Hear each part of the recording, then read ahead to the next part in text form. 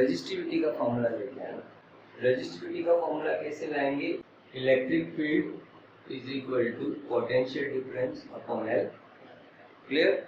Electric field में यहाँ से रख देता हूँ ड्रिफ्ट वेलोसिटी से, कितना बोलिए, Vd into M upon E tau. Clear?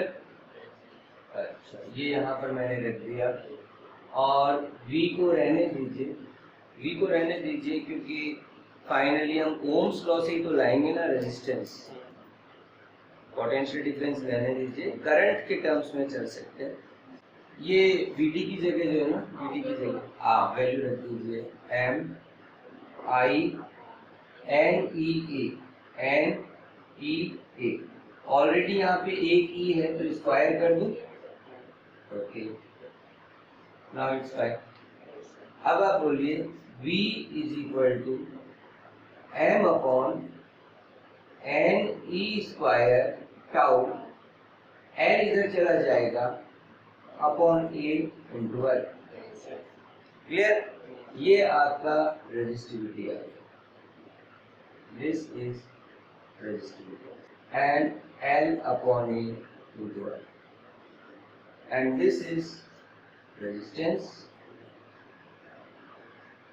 Clear? So what is resistance? Resistance आपने 10th क्लास में भी पढ़ा है, लेकिन तब रेजिस्टिविटी का फॉर्मूला नहीं था। रेजिस्टेंस किन किन फैक्टर्स पे डिपेंड करता है? Definitely length of the conductor, cross section area of the conductor and resistivity मतलब मटेरियल ऑफ द कंडक्टर। लेकिन इनडायरेक्टली रेजिस्टिविटी टेम्परेचर पे भी डिपेंड करती है। तो यहाँ पे रेजिस्टिविटी का फॉर्मूला आ गया M and E square tau. अगर आपको कोई भी बुक में कोई क्वेश्चन आया कि रेजिस्टिविटी ऑफ कंडक्टर्स और semiconductors depends upon what factors? So there are two factors. One factor is the charge density and one factor is the relaxation time. Resistivity depends upon these two factors. In conductors, or you can say metals, charge density does not affect. वो नहीं affect होती, relaxation time affect होता है। As मैं metals की बात कर रहा हूँ, metals में क्या होता है? टेम्परेचर इंक्रीज होता है, ये जो रिलैक्सेशन टाइम है ये डिक्रीज हो जाता है बिकॉज इलेक्ट्रॉन्स विग्रस हो जाते हैं। विग्रस वही उनके पास थर्मल एक्साइटेशन भी आ गया एक तरह से, और ज्यादा एनर्जी आ गई, जल्दी जल्दी टकराएंगे तो रिलैक्सेशन टाइम कम हो जाएगा। एक्साइटेड हो जाते हैं, जल्दी जल्दी टकराएंगे कॉलिजन। तो अब कॉलिजन ही तो रेजिस्टेंस है अगर सीधी भाषा में बात करें। तो relaxation time decreases, so you can say resistivity increases, so current decreases. तो आपने ओम्स लॉ में पढ़ा होगा कि at higher temperature linear relation नहीं रहता है बिकॉज वो जो मटेरियल है उसका कैरेक्टर बदल जाता है, उसकी रीजन है रेजिस्टिविटी इंक्रीज हो जाती है उसमें। मेटल्स की बात है, अभी रेजिस्टिविटी का जो फॉर्मूला हम बोले रेजिस्टिविटी की थर्मल डिपेंडेंस, टेम्परेचर डिपेंडेंस, तो रेजिस्टिविटी का फॉर्मूला आएगा आगे rho is equal to rho zero 1 plus alpha T minus T0. This is called thermal coefficient. Thermal coefficient. जैसे हीट में भी होता है ना कंडक्शन कोफिशिएंट, ये थर्मल कोफिशिएंट।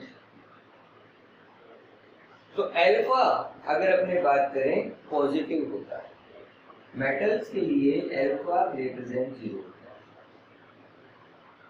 अभी यहाँ पर सेमीकंडक्टर की बात अगर आप करोगे, सेमीकंडक्टर्स, तो सेमीकंडक्टर में क्या होएगा? सेमीकंडक्टर के अंदर एन भी चेंज होएगा, ये भी चेंज हो रहा है, ये भी चेंज हो रहा है। डेफिनेटली जो रिलैक्सेशन टाइम है वो डिक्रीज होएगा, लेकिन जैसे ही टेम्परेचर बढ़ेगा, कोवेलेंट बॉन्ड्स है ना सेमीकंडक्टर में, सिलिकॉन और near by silicon atoms, covalent bonds हैं वो रप्चर हो जाएंगे, ब्रेक हो जाएंगे और वो इलेक्ट्रॉन्स फ्री हो जाएंगे। चार्ज डेंसिटी ना बहुत ज्यादा इंक्रीज हो जाती है, तो चार्ज डेंसिटी बहुत ज्यादा इंक्रीज हो जाती है, उस वजह से अमाउंट ऑफ करंट इंक्रीज हो जाता है। हालांकि कॉलिजन जो है ना वो जल्दी जल्दी होंगे, पर ये जो दो फैक्टर है, one factor decreases but the other factor increases very sharply. So finally you can say n increases very high, though tau decreases, so resistivity decreases. Clear? So alpha is negative. ये दोनों बात ध्यान रखें। ये explanation हमेशा teacher पूछ सकता है रेजिस्टिविटी वाले फॉर्मूले से। पहले नहीं था, ओम्स के टाइम पर ये बात नहीं हो रही थी। यहाँ पे मटेरियल बिहेवियर की बात है। कंडक्टर्स का temperature coefficient of resistance positive and semiconductor का नेगेटिव। अब बात आती है अलॉय की। अलॉय जो बनाए जाते हैं वो इसलिए बनाए जाते हैं कि उनका रेजिस्टेंस चेंज नहीं हो, उनका अल्फा 0 है। अगर आप अलॉय की बात करोगे तो अलॉय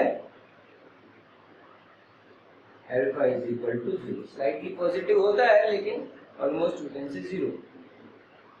तो स्टैंडर्ड रेजिस्टेंस जो होते हैं, जो एक्सपेरिमेंट में हम यूज करते हैं मेजरमेंट के लिए, वो अलॉयज को लेते हैं। जैसे मीटर ब्रिज आपने बोला, पोटेंशियोमीटर बोला, वो इसीलिए लेते हैं कि उनका टेम्परेचर के साथ में रेजिस्टेंस नहीं बदलता। Clear?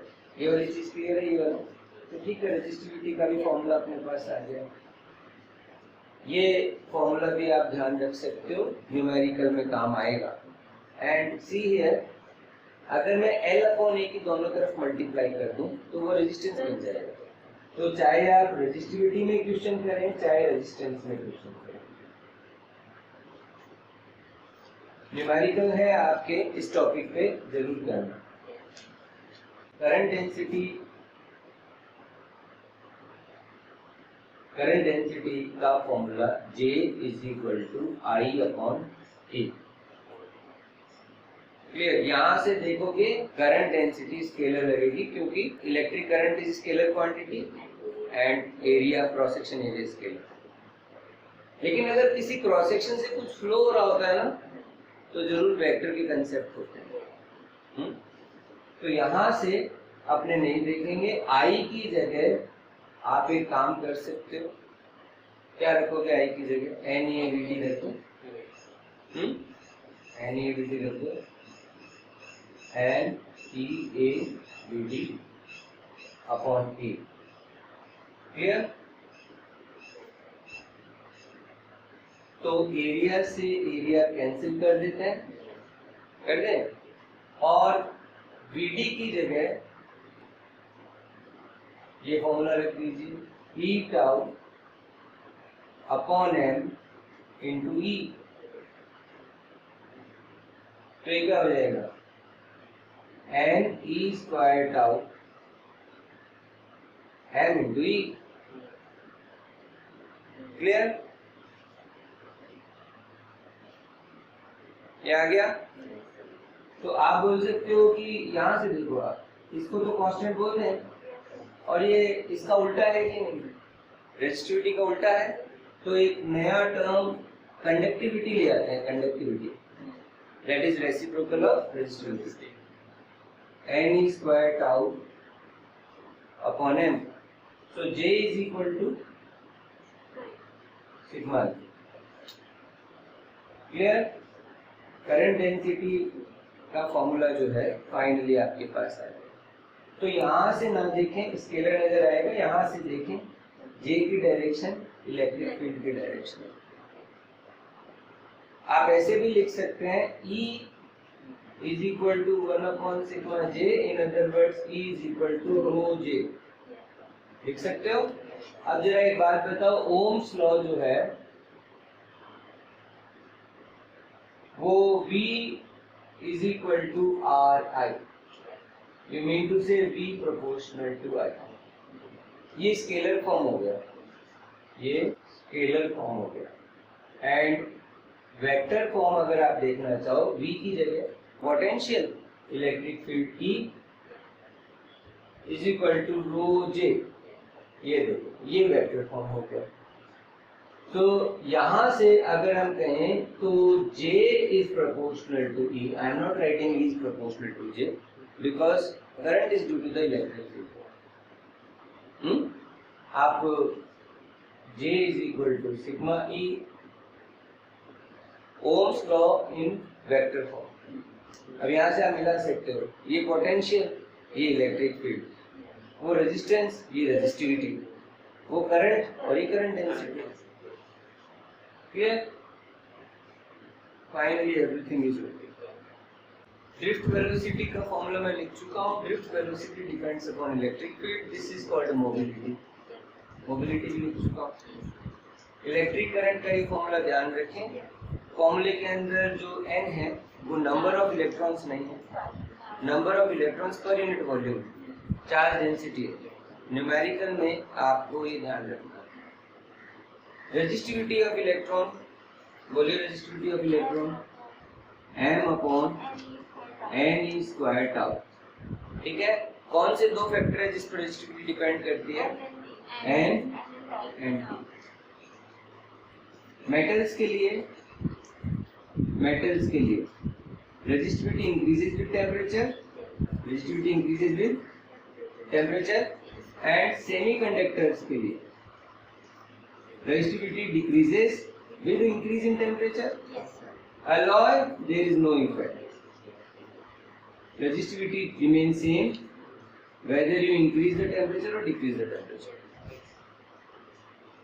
Current density J is equal to I upon A,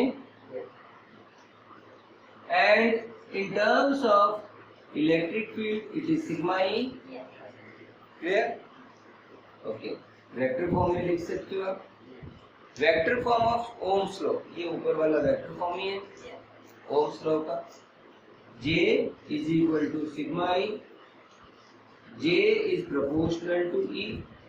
J की डायरेक्शन इलेक्ट्रिक फील्ड की होती है। You can also write this relation as E is equal to rho J।